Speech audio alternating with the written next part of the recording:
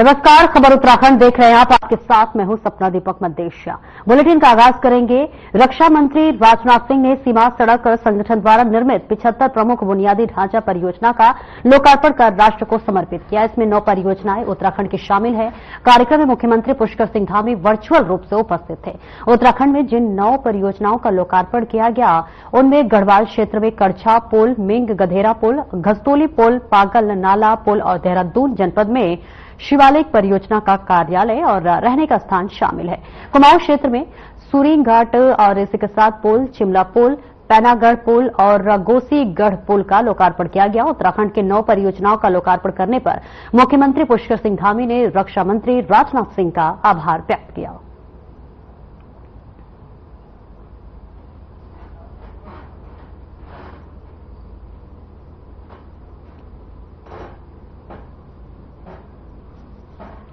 तो देखिए, उत्तराखंड को रक्षा मंत्री राजनाथ सिंह का बड़ा सौगात मिला है। देश में आपको बताते चले, प्रदेश की 9 परियोजनाओं का रक्षा मंत्री ने लोकार्पण किया है, तो वहीं सीमा सड़क संगठन द्वारा निर्मित 75 प्रमुख बुनियादी ढांचा का लोकार्पण किया है। तस्वीरें आपको दिखा रहे हैं, जहां पर उत्तराखंड में ये अब बड़ी सौगात उत्तराखंड वासियों के लिए भी है, जिस पर मुख्यमंत्री पुष्कर सिंह धामी ने रक्षा मंत्री राजनाथ सिंह का आभार व्यक्त किया है, आभार जताया है। तो देखिए, 75 परियोजनाओं का देखिए वर्चुअली लोकार्पण किया गया है, जिसमें से 9 परियोजनाओं को भी देखिए लोकार्पण किया गया, जिसमें से 75 वर्चुअली किया गया। और वहीं जेबी पंत इंटर कॉलेज में प्रबंध समिति और स्कूल प्रबंधन के बीच किसी बात को लेकर विवाद हो गया था।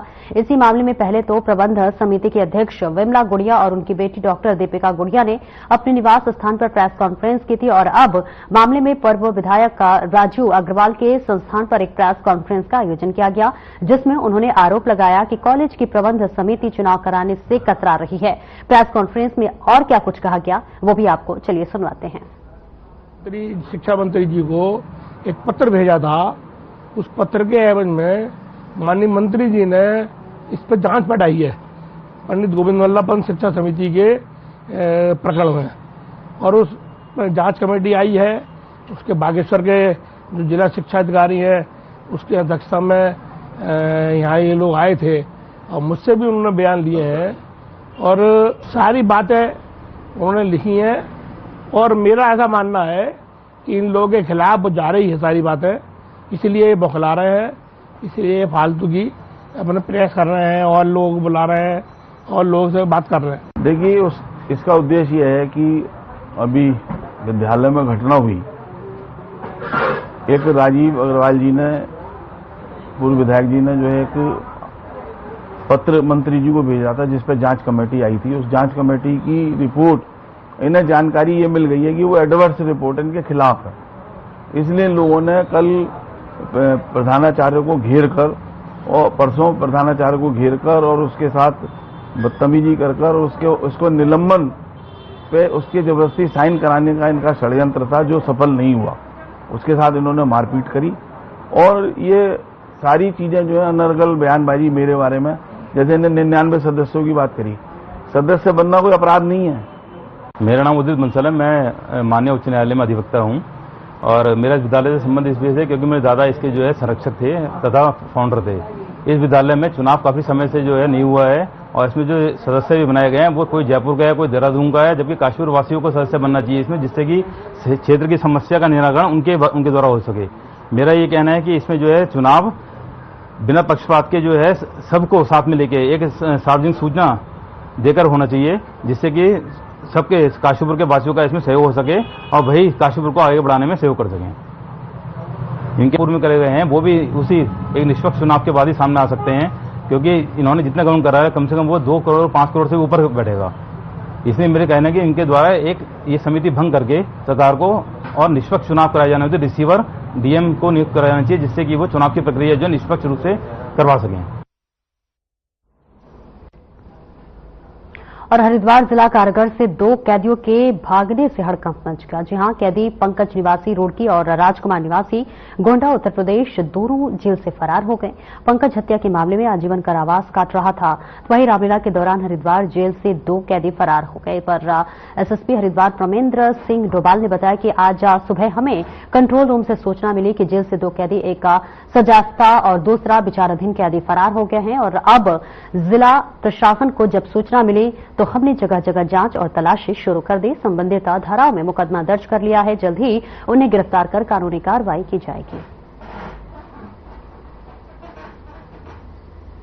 तो हरिद्वार की ये तस्वीर आपको दिखा रहे हैं, जहां जेल प्रशासन की लापरवाही पर लगातार सवाल उठ रहे हैं, जहां 2 कैदी दीवार बांधकर फरार हो गए हैं। इसी के साथ साथ एसएसपी का भी बड़ा बयान सामने आया है, जिसमें उन्होंने कहा है कि तलाशी अभियान अभी शुरू किया गया है और हर तरह से तलाशी की जा रही है। और इसी के साथ साथ कहीं न कहीं प्रशासन पर भी सवाल उठना लाजमी है, क्योंकि इस तरह से 2 कैदी जो कि दीवार बांधकर चले जाते हैं, अपने आप में एक बड़ा सवाल ये उठता है कि आखिरकार ये कैसे संभव हो पाया। फिलहाल आपको बताते चले कि एसएसपी का ये बयान सामने आया है, जिसमें उन्होंने कहा है कि जांच शुरू कर दी गई है। और क्यों इस तरह की खबरें सामने आई, या फिर क्यों कहें कि ऐसे जो है क्या उस समय नजारा होगा जिस वजह से जो है 2 कैदी बांध कर दीवार चले गए, क्या उस समय पुलिस की ढीली रवैया होगी या फिर क्या कुछ कारण रहा होगा। एसएसपी इस पर जांच करने की पूरी कोशिश कर रहे हैं। फिलहाल ये तस्वीरें आपको दिखा रहे हैं, जहां पर पुलिस प्रशासन पर सवाल उठ रहे हैं, क्योंकि जेल से 2 कैदी फरार हो गए हैं। आपको बता दें कि इस तरह की खबरें लगातार कई प्रदेशों से सामने आती हैं और कहीं न कहीं अपने आप में गंभीर विषय भी हो जाता है, क्योंकि जो कैदी जेल में बंद है और इस तरह से जेल से भाग जाना अपने आप में बड़ा सवाल ये उठता है। कई बार ये सवाल भी उठना लाजमी हो जाता है कि क्या इसमें पुलिस की संलिप्तता थी या फिर पुलिस कहीं ना कहीं जो उनकी रवैया थी वो ढीली थी। कई सारे सवाल उठकर सामने आने लगते हैं।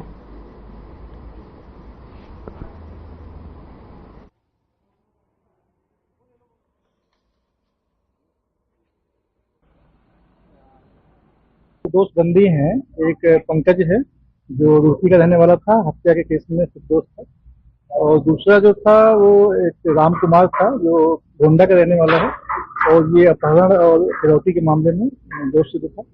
ये दोनों कल यहाँ से पलायन कर गए हैं और लोगों ने निरीक्षण किया हमने कप्तान साहब ने, तो इसमें ये पाया गया है कि जेल प्रशासन की लापरवाही है। अंदर एक निर्माण कार्य चल रहा है, वहाँ पे एक सीढ़ी पड़ी हुई थी, तो वो सीढ़ी का यूज किया इन लोगों ने, और अंदर रामलीला भी चल रही थी, तो जो इनके वरिष्ठ अधिकारी थे वो सब लोग रामलीला में बिजी थे, इनके जो होमगार्ड वगैरह ड्यूटी पे थे वो भी रामलीला में बिजी थे, तो उसका मौके का फायदा उठाते हुए उन लोगों ने सीढ़ी का और अपने कपड़ों का यूज किया और दोनों यहाँ से फरार हो गए।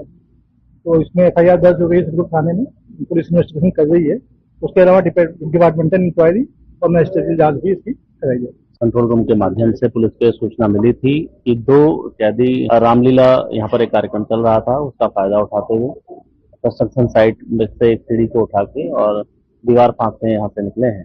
जिसमें एक जो कैदी है वो 302 के मुकदमे में सजायाफ्ता है पंकज, और एक कैदी उसमें अपहरण के मुकदमे में अभी अंडर ट्रायल चल रहा है। इन दोनों की तलाश हम लोगों के द्वारा की जा रही है और जो संबंधित जो धाराएं हैं उसका अभियोग पंजीकृत थाना सुकुल में किया गया है। हमारी टीम इसके सर्चिंग के लिए लगातार हम लोग लगे हैं और जल्दी ही इसमें रिजल्ट इसमें दिया जाएगा।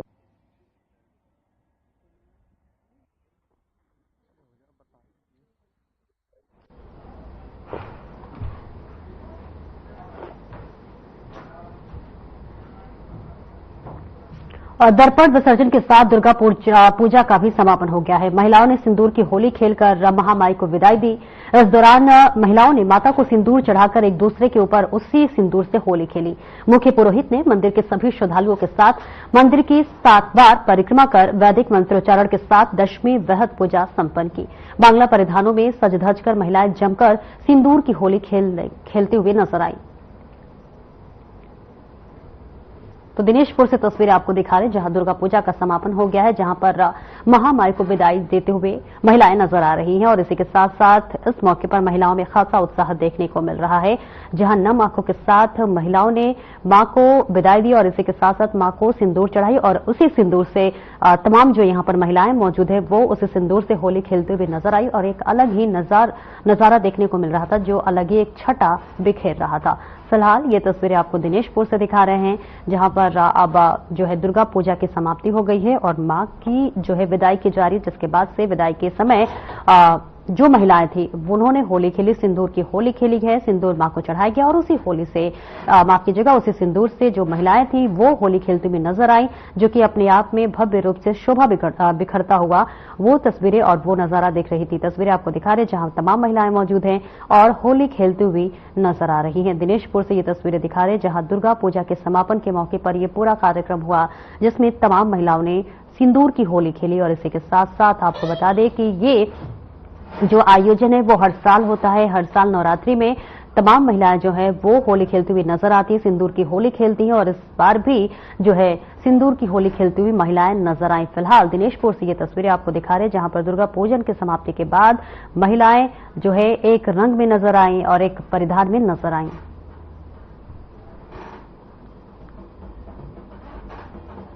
आज बुराई पे अच्छाई की जीत है और माँ जो है 5 दिनों से हमारे यहाँ आई है और दुर्गा पूजा हमारे यहाँ 60 से 65 साल से ये पूजा मनाई जाती है। हर साल इसी भांति जो है ये सिंदूर खेला भी होते हैं और पूजा भी बड़ी धूमधाम से मनाई जाती है। आज का जो ये विजय दशमी है, जो सिंदूर खेला है, ये सुहागिन औरतें जो है ये एक दूसरे को सिंदूर पहले माँ को सिंदूर लगाती है और माँ आज विदाई होती है तो शाखा सिंदूर साड़ी देके मिठाई देके माँ को विदा करते हैं। माँ आज जा रही है अपने ससुराल, तो आज हम सब लोग मिलके सिंदूर शाखा सिंदूर साड़ी देके माँ को विदाई करने के बाद सभी महिलाएं माँ से आशीर्वाद लेती है सिंदूर लगा के। आज का जो ये पर्व है ये बुराई पर अच्छाई की जीत के लिए मनाया जाता है और इसी प्रकार हम ये मानते हैं कि माँ दुर्गा ने असुर का विनाश करके बुराई पर अच्छाई की जीत वो लाई थी और वो शक्ति का प्रतीक है। और इसी तरीके से हम गत 5 दिनों से हम माँ दुर्गा की पूजा और आराधना कर रहे हैं। कल हमने महानवमी का पर्व रखा था जिसमें हमारा हवन और यज्ञ हुआ था। आज विजयदशमी का पर्व है और इसमें माँ की विदाई करने के बाद हम सभी महिलाएं सिंदूर की होली खेलते हैं, जो हमारे सुहागिनों का प्रतीक है। सिंदूर की होली खेलना हम लोगों के लिए बहुत ही आनंद और उत्साहपूर्वक है और ये हमारे लिए बहुत गर्व की बात है और हम ये इसलिए करते हैं ताकि हमारे जो सुहाग है, जो हमारे पति हैं, उनकी उम्र लंबी रहे, साथ ही साथ समस्त देशवासी जो है वो खुशी खुशी माँ को विदाई कर सके। इसलिए आज हम विजयदशमी के पर्व पर फिर से एक बार सभी क्षेत्रवासियों को हार्दिक शुभकामनाएं देते हैं। माँ दुर्गा से कामना करती हूँ कि माँ दुर्गा सभी हमारे जो मातृशक्ति है उनको ये जो सिंदूर खेला जाता है विजयदशमी के दिन अपने अपने पति के दीर्घ आयु के लिए ये विजयदशमी का सिंदूर खेला जाता है। उसमें हम अपने माँ से प्रार्थना करते हैं कि हे माँ सभी का स्वस्थ रहे और हमारे पूरा जीवन ऐसे सुंदरमय जाए और कि जीवन में जो अपने पति के लिए जो कामना करते हैं इसी विजयदशमी के दिन इस सिंदूर के माध्यम से जनाए जाते हैं और हम पूरे दिनेशपुर वासियों को विजयदशमी की शुभकामना देते हैं।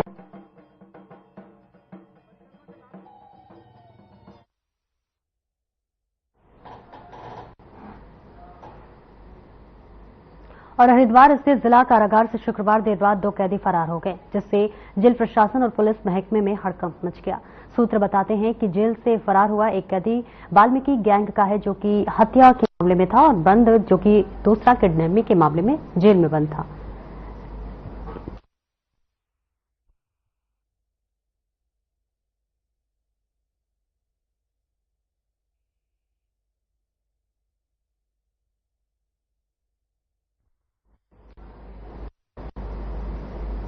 और खटीमा तहसील क्षेत्र के ग्राम झाऊपड़सा में संपर्क मार्ग पर बनी पुलिया लगभग 8 साल से क्षतिग्रस्त है, जिसके निर्माण हेतु 2 वर्ष पूर्व विधायक निधि से 4,90,000 रुपए आवंटित किया गया था, लेकिन 2 गांवों के आपसी विवाद के चलते पुलिया निर्माण अधर में है, जिससे ग्रामीणों सहित स्कूली बच्चों को परेशानियों का सामना करना पड़ रहा है। वहीं ग्रामीणों को लगभग 3 किलोमीटर घने जंगलों से होकर प्रतिदिन गुजरना पड़ता है, जबकि जंगलों में खतरनाक जानवरों का हर समय खतरा बना रहता है।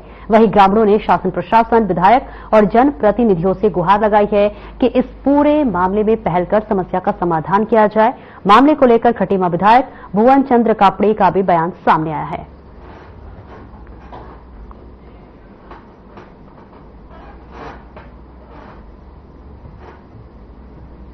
तो देखिए खटीमा से तस्वीरें बता रहे जहां क्षतिग्रस्त पुलिया के चलते लगातार परेशानियों का सामना करना पड़ रहा है। अब मामले पर देखिए विधायक का भी बयान सामने आया है। आपको बता दें कि लगातार 8 साल से ये पुलिया ध्वस्त था, जिसकी वजह से लगातार लोगों को कई तरह की दिक्कतों का सामना करना पड़ रहा था। लोगों के आवागमन में दिक्कतें आ रही थी और लगातार इसके लिए पुलिस प्रशासन से भी, विधायक से, तमाम नेता से भी जो है ग्रामीण गुहार लगा चुके थे, लेकिन अब कोई भी सुनवाई नहीं हो रही थी, जिसके चलते लगातार लोगों को आवागमन होने में दिक्कतें होती थी। जो बच्चियां थी स्कूल जाने में उन्हें दिक्कतों का सामना करना पड़ता था, छात्र छात्राओं को दिक्कतों का सामना करना पड़ता था, जिसके लिए लगातार गुहार लगाया गया। और अब इस पर विधायक का भी बयान सामने आया है, वो भी हम आपको सुनवाएंगे। लेकिन उससे पहले आपको बता दें कि लगातार जो ग्रामीण है वो अब प्रदर्शन करते हुए नजर आए, अपने मांगों को पूरी करवाने के लिए अब गुहार लगाते हुए नजर आ रहे हैं, जहां क्षतिग्रस्त पुलिया के चलते लगातार लोगों को कई तरह की दिक्कतों का सामना करना पड़ रहा है और ये दिक्कतें काफी समय से लोगों को झेलना पड़ रहा है।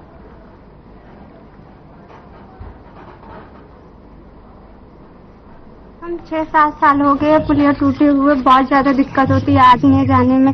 और जब ठंडी पड़ती है तो पानी भर जाता है और नहर छोड़ता है तो भी पानी भर जाता है। बहुत ज्यादा दिक्कत होती है आने जाने में, साइकिल भी ले जाने में बहुत ज्यादा पानी हो जाता है, हेल के जाना पड़ता है।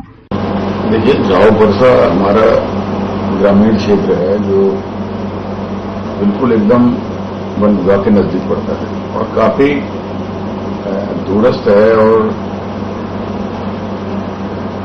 उधर जाने के लिए जो रास्ता है उसमें एक पुलिया थी जो क्षतिग्रस्त हो गई। तो उस पुलिया के लिए 2022 में हमने 4,90,000 रुपए उस पुलिया के निर्माण के लिए रखे थे और फिर उसके बावजूद जब आपदा आई तो वहां जो रास्ता है वो भी क्षतिग्रस्त हो गया।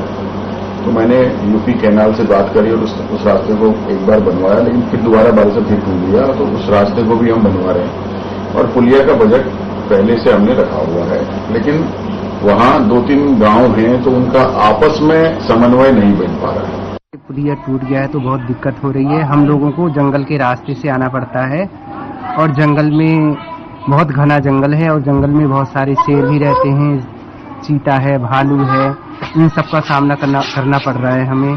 पहले तो हम लोग उधर पुलिया के रास्ते से आते थे तो इतनी दिक्कत नहीं होती थी, लेकिन आजकल कुछ दिनों से जब पुलिया टूटा है तब से हम लोग इसी जंगल के ही रास्ते से आ रहे हैं। विगत कुछ वर्षों में 3 लोग शिकार हो चुके हैं शेर से और उन लोगों को मतलब गांव वालों को कितनी परेशानी हो रही होगी यहाँ पर आने जाने में। अब हमें इतनी दिक्कत होती है। पुलिया आज 7-8 साल से क्षतिग्रस्त है। इसको मंत्री साहब से, मुख्यमंत्री साहब से भी पहले विधायक थे तभी उनको भी कहा गया था, फिर विधायक भुवन कापड़ी जी बने हैं तब से इसकी मांग करते रहे। फिर उनके सामने उनके विधायकी ने ये सामने आके उन्होंने पास किया है, पैसा आ गया उनके खाते में और 1 साल से ऊपर हो गया पैसा ये पुलिया। और रुकेंगे एक छोटे से ब्रेक के लिए, जल्द लौटते हैं।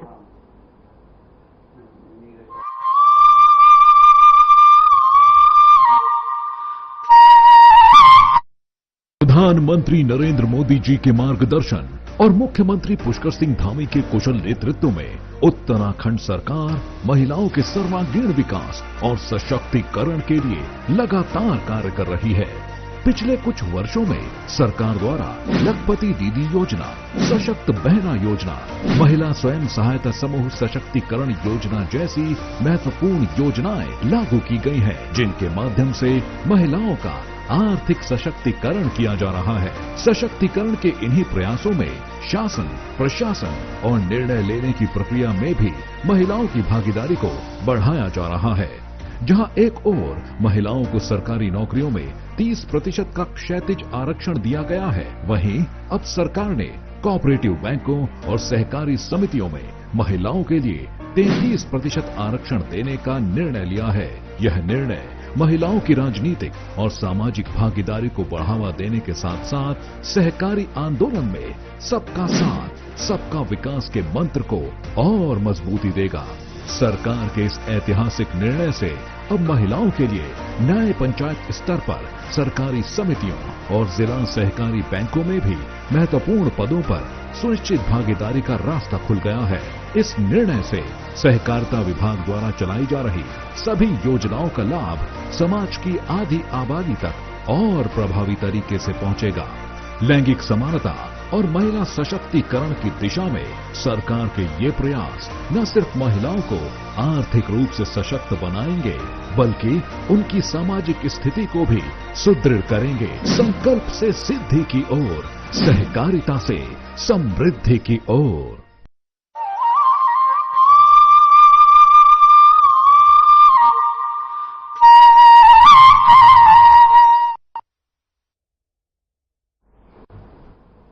और ब्रेक के बाद एक बार फिर से स्वागत है आपका। बढ़ते हैं खबरों की ओर। टिहरी के पुलिस कप्तान आयुष अग्रवाल ने धोखाधड़ी से संबंधित मामलों का खुलासा किया है। मुनिकीरेती थाना क्षेत्र के अंतर्गत ऑनलाइन ट्रेडिंग के नाम पर 15,77,000 रुपए की धोखाधड़ी का मामला सामने आया था, जिसमें पुलिस कप्तान के निर्देश पर मुकदमा दर्ज हुआ और मामले के खुलासे की जिम्मेदारी पुलिस के साथ साइबर सेल की टीम को दी गई, जिसके बाद साइबर सेल ने 2 ठगों को फरीदाबाद से गिरफ्तार किया है। तो वहीं आरोपियों के कब्जे से मोबाइल, सिम, एटीएम और आधार कार्ड भी बरामद हुआ है। मामले में अधिक जानकारी के लिए साइबर सेल और पुलिस ने अग्रिम जांच शुरू कर दी है।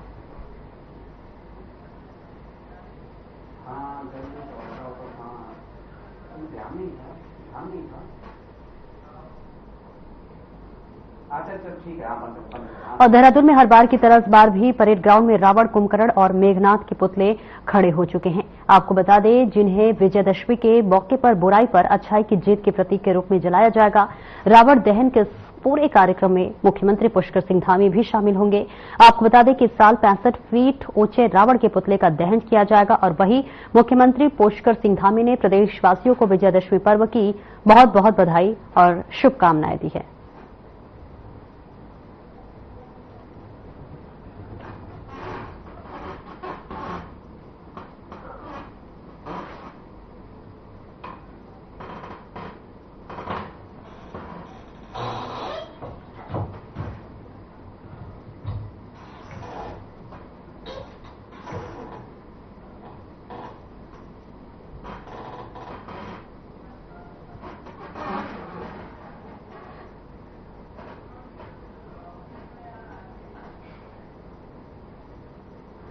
और आगामी 13 अक्टूबर को मुख्यमंत्री पुष्कर सिंह धामी किच्छा पहुंच रहे हैं, जिसकी तैयारियों को लेकर पूर्व विधायक राजेश शुक्ला ने प्रशासनिक अधिकारियों के साथ कार्यक्रम स्थल का निरीक्षण किया। इस दौरान पूर्व विधायक राजेश शुक्ला ने कहा कि किच्छा में एक हुए ऐतिहासिक विकास कार्यों के लिए मुख्यमंत्री पुष्कर सिंह धामी का नागरिक अभिनंदन कार्यक्रम का आयोजन किया गया है। तो वहीं पूर्व विधायक ने बताया कि 2020 में किच्छा के खुरपिया फॉर्म की 1000 एकड़ भूमि में अमृतसर कोलकाता इंडस्ट्रियल कॉरिडोर स्थापना हेतु भारत सरकार को उत्तराखंड की सरकार ने प्रस्ताव भेजा था।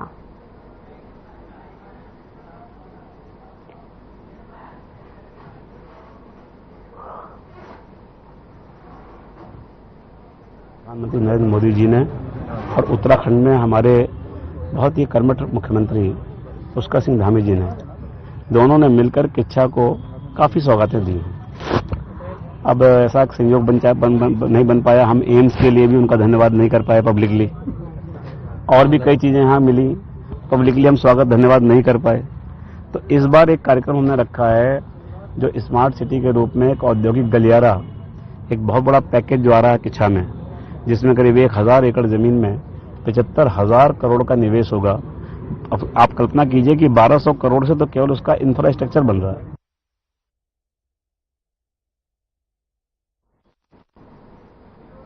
और फिलहाल मेरे साथ इस बुलेटिन में इतना ही। दीजिए इजाजत। नमस्कार।